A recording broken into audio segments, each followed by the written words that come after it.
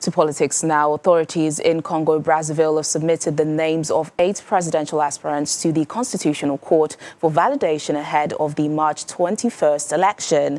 President Denis Nguesso will face 7 challenges, including former Finance Minister Mathias Dazon and Guy Brice Coleles, the son of a former Prime Minister. The 77-year-old president, who has been in power since 1979, except for a 5-year period after losing elections in 1992, is seeking a 4th term in office. The largest opposition group, the Pan-African Union for Social Democracy, has said it will boycott the polls. The constitution was changed in a referendum in 2015 to remove term and age limits.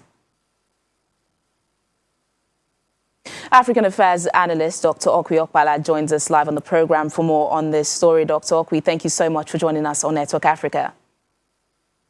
Thank you. It's my pleasure to be with you. So, President, good evening, all. Good evening.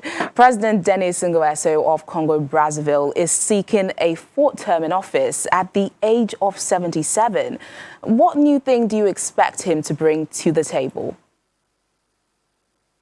Well, the sad story of Africa is that leaders seek for power, fight to retain power at all costs, not for purposes of bringing development and progress to its citizens, but for purposes of just holding on power and controlling the affairs of men.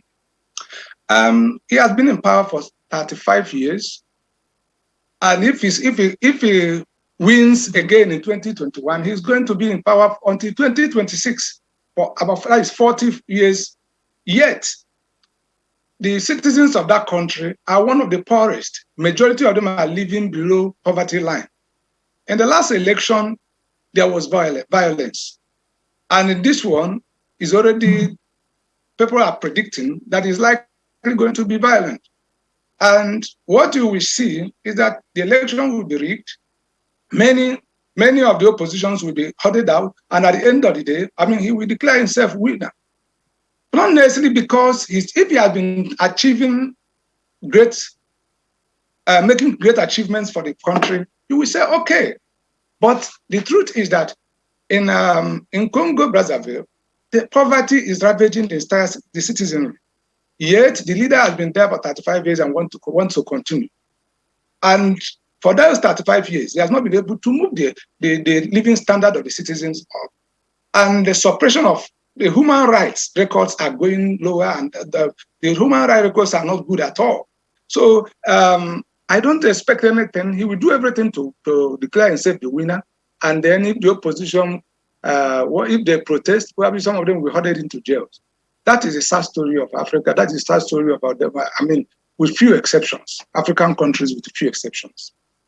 Dr. Okwi, you raised some worrying points there, but what can regional leaders do to ensure that this election is free and fair and also free of violence, especially looking at the African Union on their new president, Felix Tshisekedi? The AU, they are very good in marshalling out protocols and their resolutions and all that will promote democracy, human rights. However, the problem is always in the follow-up. I think the follow-up has been poor because most of the leaders of Africa are also either desiring to do the same thing, or maybe to hold power at all costs, or to suppress the opposition, or because they engage in all these things, it has been difficult for them to stand up against those who have the sit-tight syndrome, and who have no intention of conducting free and fair elections, and who have no intention of quitting when they're supposed to leave. Instead, they manipulate they manipulate the constitution. They want to change the constitution, just like it did in 2015. You have to, by all means, change the constitution so that they will continue to be in power. So why AU, African Union, they should come out and support democracy everywhere in Congo-Brazzaville, everywhere in Africa, because through democracy you have development. But because most of them either have been dictators or they want to be dictators, they have not been very, very, very forward in trying to promote this rule of law.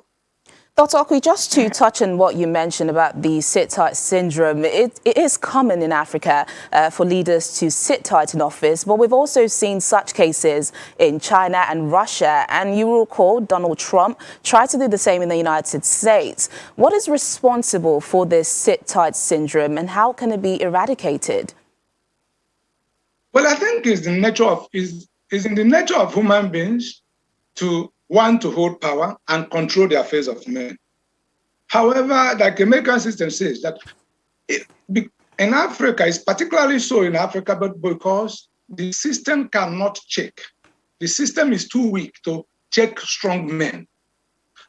But unlike what happened in US, yes, Donald Trump behaved like a typical African dictator who wants to retain power even when he has lost the confidence of the people, when he has lost the support of the people. But you can see also that the American system were able to make sure he didn't remain in power. In China and Russia, yes, I mean, those things, they cannot be called dictators. I mean, they cannot be called democrats, and they are not. However, even though they are using the power for the purpose of the development of their people.